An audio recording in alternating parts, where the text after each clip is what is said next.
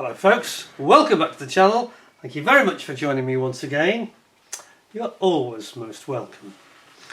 Well, today, something interesting I've never seen before. A new one from ICM, of course. I've got friends in the Ukraine. And it's the Kfz.70 with an MG34 machine gun. Now, this is basically a Horch staff car. It's effectively a sort of armoured vehicle. They're very popular in the sort of Wehrmacht at the start of World War II. They sort of faded out a bit toward the end. They sort of replaced them with a Kurbelwagen, I think, because it was a bit cheaper and quicker and easier to produce. And they probably didn't really need the extra room that this has got. But we'll have a bit more history in a second. So it's kit number 35502. It's brand new. It's hot off the press, straight from the hands of the courier, and we are going to have a look at it. So let's have a look. So I know they used a lot of these at the Eastern Front, and in fact it says, I noticed on the side, that it was an Eastern Front 1942 derivative option that we have here.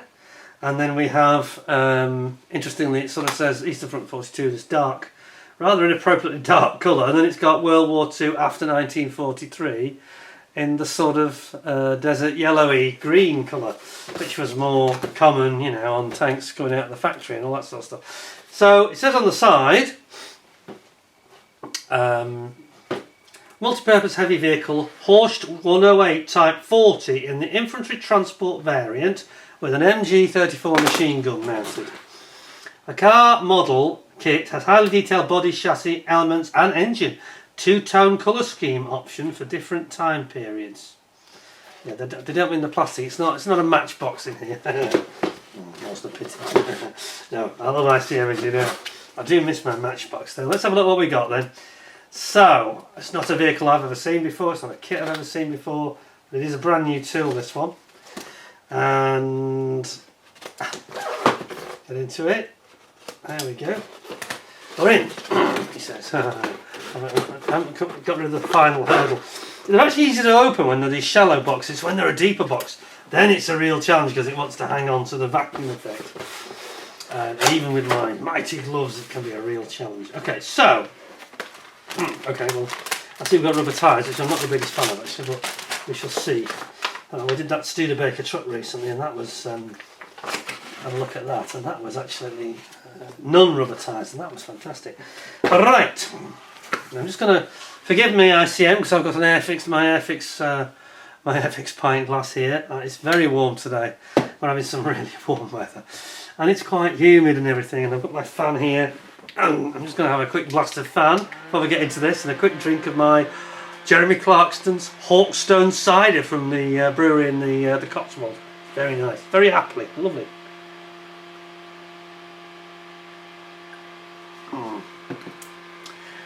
It's very nice that, because it tastes very natural. I like it. Some ciders are they can be a bit like a chemistry set, you know. That one doesn't. That tastes very natural indeed. Right, anyway, enough of the plug. At least I gave Airfix a plug as well. Right, back to ICM. So it says, the infantry transport Kf70 was one variant of the army vehicle of the Horch 108 Type 40. Let's get rid of my cider off my lips. It says here, this heavy off-road vehicle was produced by Horch and the German branch of Ford until 1942. Didn't know that. Serving as a multifunction military transport for the Wehrmacht, the vehicle performed a wide range of tasks across various theatres of combat, from France to Stalingrad and even in North Africa to Scandinavia. Now that scheme, that brownie scheme, looks like an African scheme, doesn't it? We just saw it anyway. Some of these vehicles could be equipped with different types of armaments, including anti-aircraft guns, Zwillings Sokol 36 twin-mounted anti-aircraft machine gun installations. Yes, I know the one.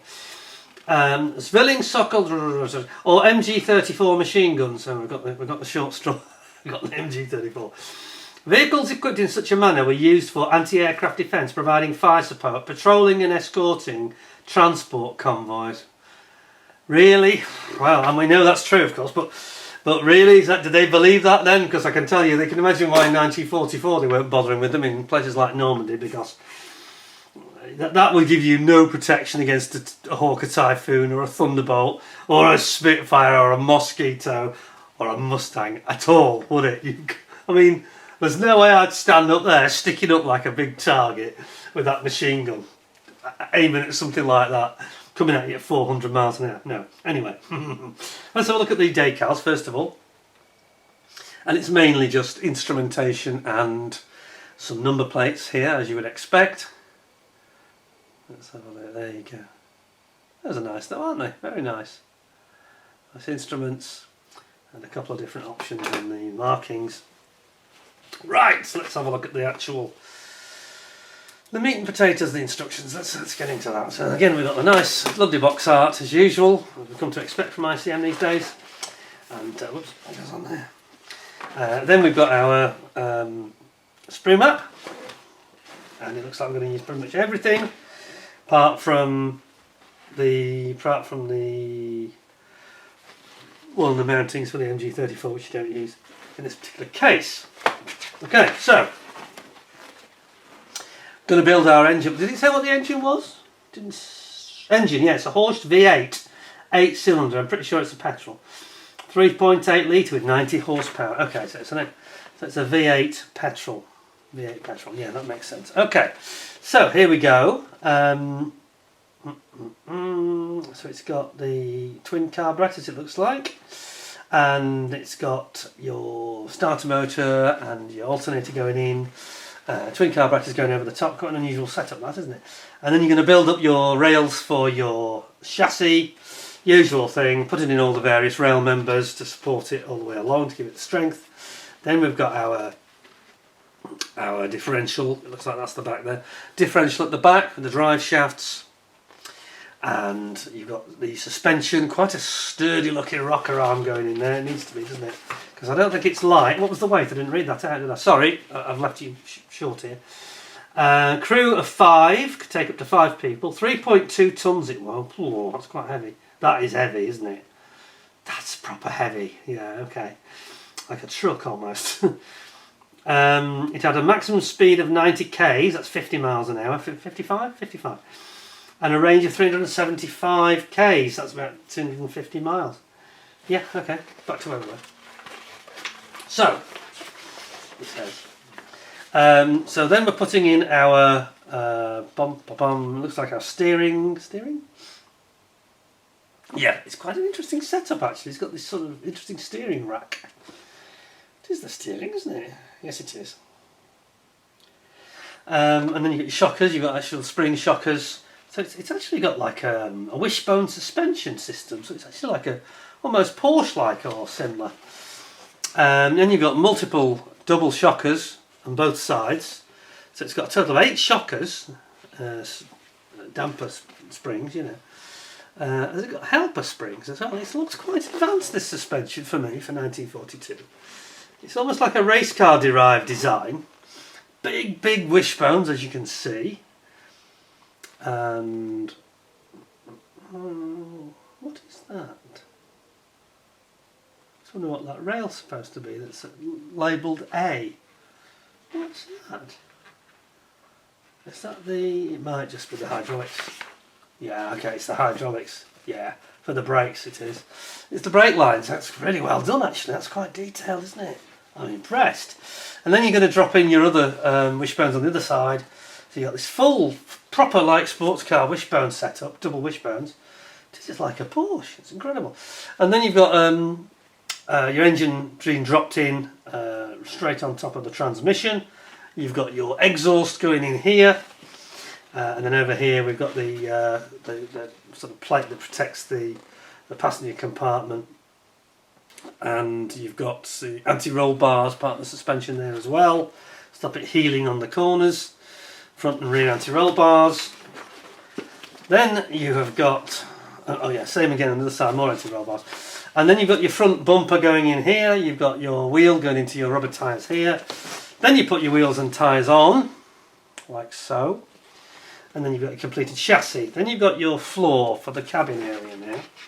Like a separate, it's like a unitary construction, isn't it? Then you've got your floor, then you've got your side walls of the side body going in. Paddles going in. front scuttle stroke bulkhead going in, and your instrument panel on the front bulkhead there. That goes in. Then your wheel arches stroke wings, and then we've got the back of the passenger compartment going in there. And it's got a stowage. It's like almost like a locker at the back. It's like a stowage section, like a boot, if you will, a trunk. And then we've got some stowage boxes at the side. We've got another wheel going in there, spare wheel, in fact. And then we've got the internal sort of gear levers and the handbrake all going in there. Rather rudimentary seats, it has to be said, like a bench seat, you might say, really. For 3 going in there. There's 2 sets of it, 3 facing forwards and 3 facing back, I think it is.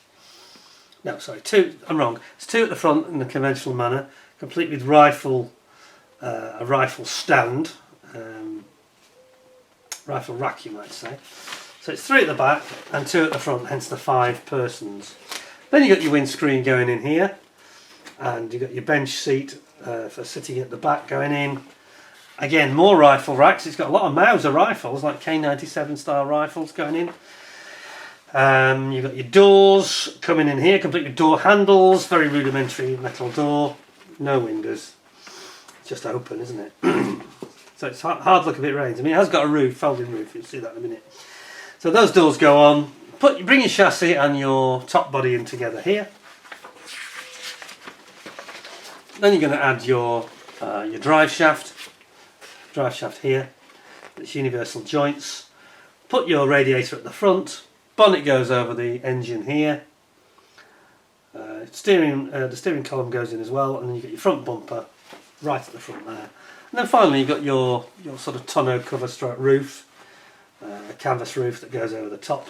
Doesn't actually show it as, you can't have it as covered with the roof up, unfortunately. It has to be roof down. And then you've got your lights and your indicators going in there. A couple of tools here. There's an axe and a spade in case they get stuck in mud or snow. Mirrors going on, lights going on, indicators, number plate, same on the other side, more tools going in, wire cutters and a big axe. And then so you carry 6 rifles, and then you've got your MG34 here being created. So you put that in, and you've got to put the stand for it now. And here it is. It's got like a mounting stand, so it can attack an aircraft and act as an anti-aircraft gun. Magazine goes in here, and there you go. You've got your completed Kfz.70 Horch with MG34. And they say this is the rather ill-advisedly coloured dark grey, which they went to war in Eastern Front, which is completely the wrong colour, wasn't it, in fact? Better with a lighter colour than that. And then much more sensibly for North Africa, or it actually says after 1943. So I think this is usually North Africa, this one. And there you go. Right then. Well, it looks pretty impressive actually. It's quite comprehensive. I like all the extras, like the rifles and the tools that are in it. There's lots of extras, aren't there? It brings it to life, you know. So let's have a look in the bag what we got. We shall have a good old look-see for you. I think ICM in August now. It's still on holiday. They've gone on holiday. I think they're off for 4 weeks, and yeah, boy did they deserve it, eh? They really do. They've done us proud, as you know, as a modelling community. I think they've been incredible.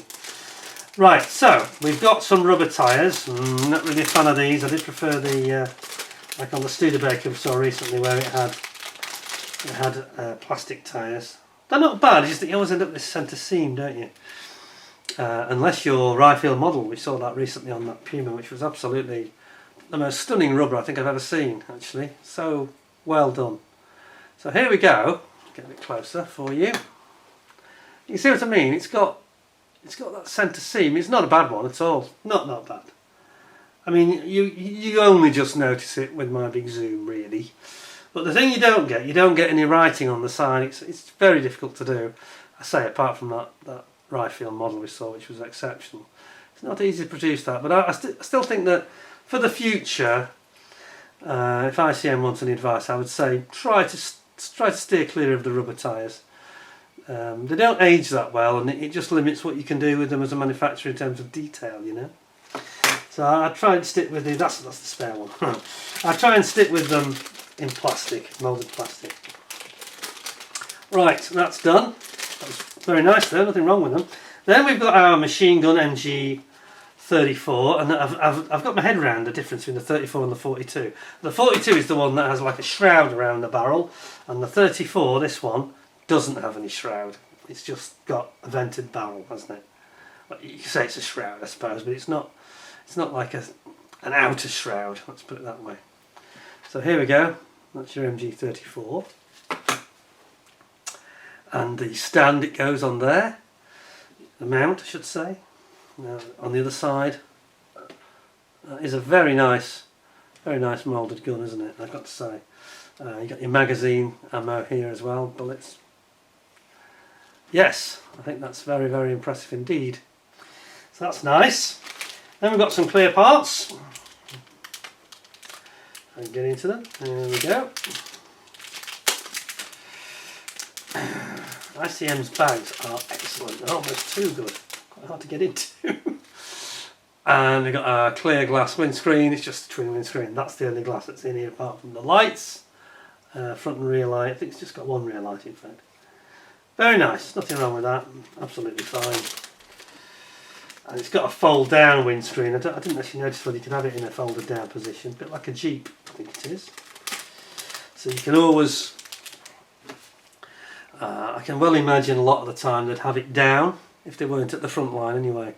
They'd just put it down for better visibility, you know. Especially at dusk and dawn, things like that, when the visibility is not that good.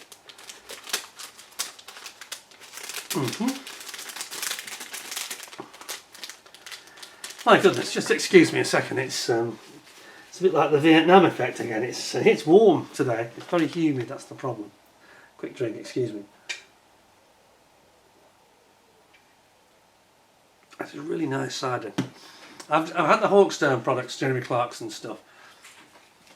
Personally, I don't like the beer. That doesn't do it for me, but that's really nice. It's such a natural tasting cider. It's almost like it's homemade, you know. But it's very nice. Anyway, here we go. The Horch. This looks rather special. Check this out. Now then, I think that's pretty cool. And look at the floor, the way they've got the high grip floor effect. Isn't that nice? That is really good, isn't it? Very, very, you know, like a nailed floor. And again, you've got the vented bonnet. Vented bonnet. And we've got the big protective grille for the radiator at the front. That's nice as well, isn't it? And then you've got your mudguard wings here. Yep, I like that. That's nothing wrong with that at all. Here we go again with the crackly ICM bag. I'll put that in there. Put that in. I'll hold the bag open for us, I think. There we go. Now then, we've got the cover here. This is the actual folding canvas roof. And it folds back at the end. It's good the way they've got the detail at the sides. Look at that, where the concertina's down. And you can see all the framework and the supports. And then you've got the actual folded canvas effect here. Isn't that nice? That's a cracker. Yeah, that's really nice. Okay, then we have got our wheels. And as I said, I really would prefer it if they put these and moulded the tyres and the wheels like they did on that Studebaker truck. I think they nailed it on that, they really did. I'm not sure I'm going to be able to give this 10 out of 10 just for that reason, however good the rest of it is. It might get close, but it's not going to get a 10 with rubber tyres with seams on, you know, but those are beautifully formed, aren't they? There's nothing wrong here. Slightly unusual sprue design. Anyway, there we go, that's that one. That in the bag as well. So, there's two of those, there's a duplicate set, so we won't need to look at the second one too much detail. Then we get the weapon. I'll do that last because that's quite interesting. Let's go into all the detail parts now. Here we've got the sprue that's got all the chassis on it, chassis rail, which is actually as one piece, look. That's nice. I quite like that. Makes it a bit easier to build up. less worried about alignment and things like that. Then you've got your drive shaft, goes to the rear wheels. You've got your shocker springs there.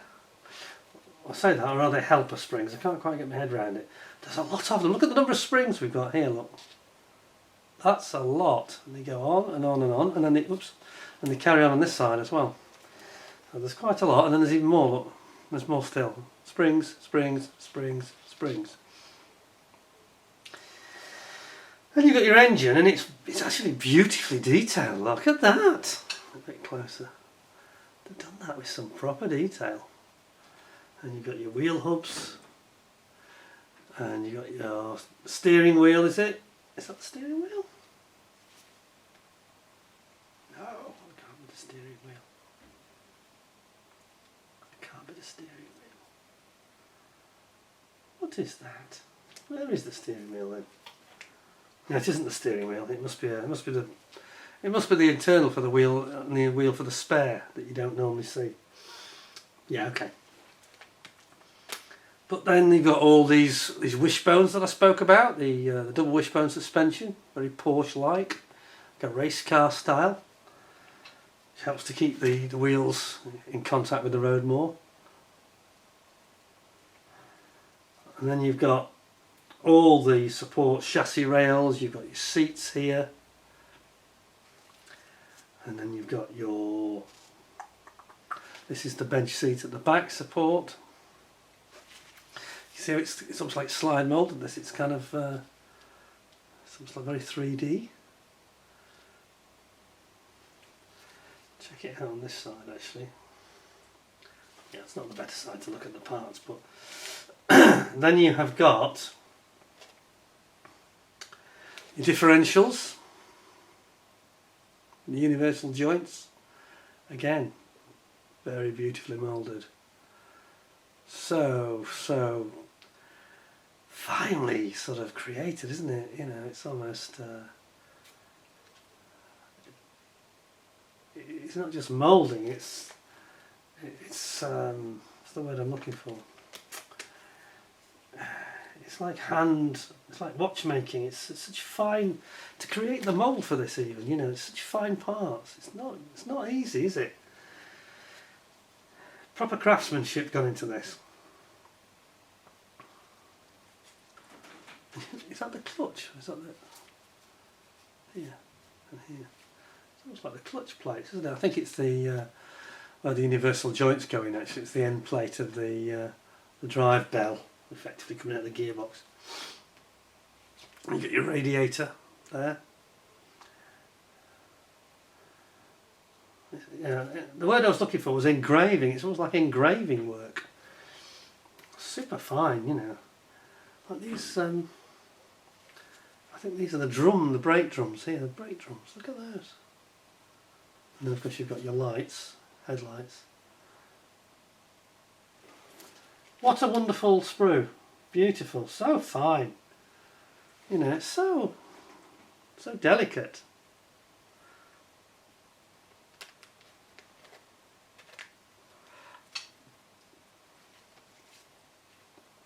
Quite remarkable, really.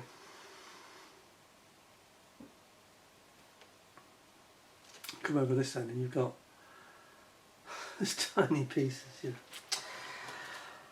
Very, very impressive. I mean, I'm absolutely loving it, just apart from those tyres. That's the only thing I've got against this one.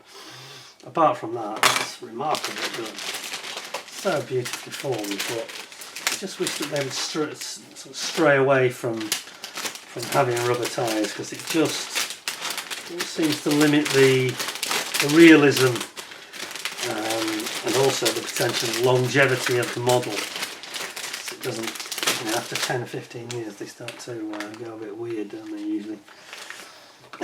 Even the Tamiya racing cars, I've got those Formula 1 cars, and those tyres after about 15 to 20 years go a bit sad. So the Ferrari, I now have them so they don't actually have the weight on their tyres, because in all cases they start to sort of go harder, and then they sort of have this sag effect.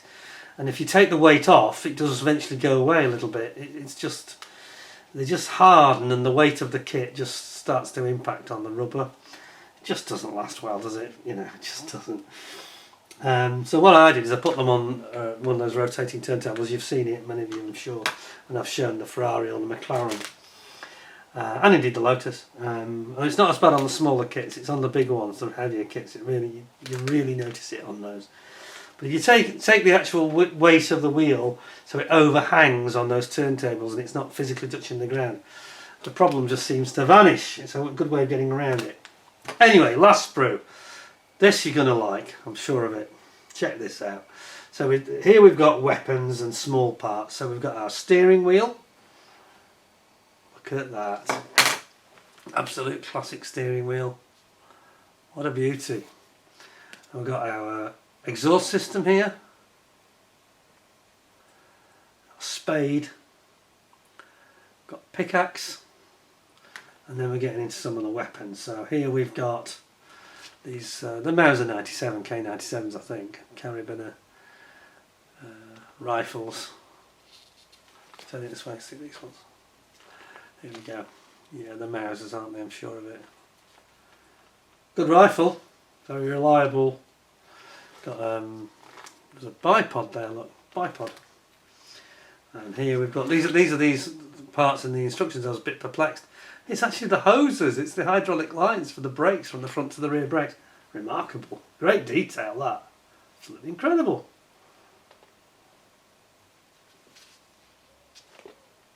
Now, is that part broken? It looks like I might have a broken part there. See this part here? It looks like it's broken. If I show you the end of it, you see it looks a bit busted. Quite sure what's happened there. Not sure what that is, I'll have to check the instructions. Part 21 it is. But over here you've got a little axe, spade, all sorts of different items of equipment. Really, really tiny parts, which they do very well, don't they? I'm going to look what part 21 is, so it's D21. Let me just zoom you back. Just bear with me, indulge me for a second, so I'm very curious about what that is. D21, where would that be then?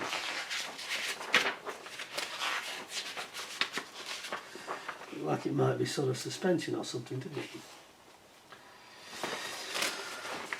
Bit curious, isn't it, really? I'm mystified now. Just wondering if it is broken or if it's just an illusion. D20, oh, here we go, we're close. D4, D20, D20, D4, D4, D21, here we go. D21. Yeah, I reckon that's broken, so there must be a part in the back somewhere. Yeah, there is, there's a part there, it looks like it's busted off. And it's just broken at the end, that's all. What is it? Yeah, there it is. It's in the bag, it's okay, it's just got broken in transit, I think. Right, well we're duly noted on that one. I'll just shake it out. There it is. Hey, see, it's not my imagination after all. You can always tell when something looks distressed. It's got a breakage on it and you have a mark of distress on the end. Let me show you. Oops. Get in the gloves properly. There we go. Can you see that? So this is this here. That's the part where it broke. So that goes on here like that. It's going to be hard to show on camera, I think, but like that. There, see? Yeah, I'm sure we can fix that. We won't worry about it too much. Anyway, with that, I think we shall call that review completed. So, what do I think? I think it's absolutely superb, to be honest. Just let down by the tyres, that's all. So I'm going to give it 9.5 out of 10. I think half a point is the maximum I can reasonably take off for that one problem. That breakage is probably just unlucky in transit, I think. I doubt that's common. A very nice kit indeed from ICM. Thank you very much to them for providing it. 9.5 out of 10 from me. Very good score indeed. Quite an interesting model. If you want to do any sort of, especially if you're doing an Eastern Front or a North African diorama, for example, I think that you would be well advised to include that in your set. So there you go. Well done ICM, another corker. Just have a think about your tyres in future. Try to go back to plastic if you can. Hope you'll give me 10 out of 10 with a thumbs up. And don't forget to subscribe and share if you enjoyed the show. And there'll be lots of more interesting content coming up in the not too distant future. We're going to be having, I missed out on my July update. There wasn't very much to update you on. Apart from all the videos you've seen. Progress with the Mosquito has stalled. Nothing wrong with the kit at all. Just midsummer mojo problems, that's all. But we're heading towards August, September, and that will come back with a vengeance. That kit I'm going to go for. I'm going to really enjoy it. So I am going to try in my spare time to try and focus on that a bit more if I can. So stay tuned. There'll be more interesting things coming up in the near future. In the meantime, thank you very much for joining me. I hope you enjoyed the show and thought it was interesting. And I hope to see you all again in the very near future. Until then, stay safe, stay well, look after yourselves. Thanks for your time. See you again soon. In the meantime, thanks a lot and bye for now.